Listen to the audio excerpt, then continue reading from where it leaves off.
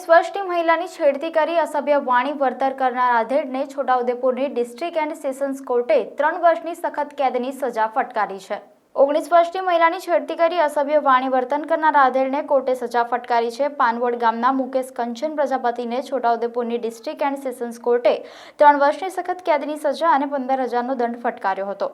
ગત 17/5/2021માં બનેલ ઘટના અંગે પાનવડ પોલીસ મથકમાં ભોગ બનનારે છેડતી અને એટ્રોસિટી એક્ટ હેઠળ ફરિયાદ નોંધાવી હતી।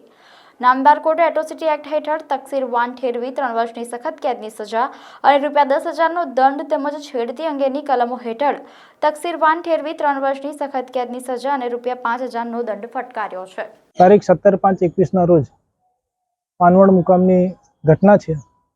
પાનવડ મુકામે 2 બહેનો હતી જે આ કામની ફરિયાદી અને પોતે ભોગ બનનાર છે। તેની બેનપણી સાથે બજારમાં સામાન લેવા આવી તે સવારે 10 વાગે।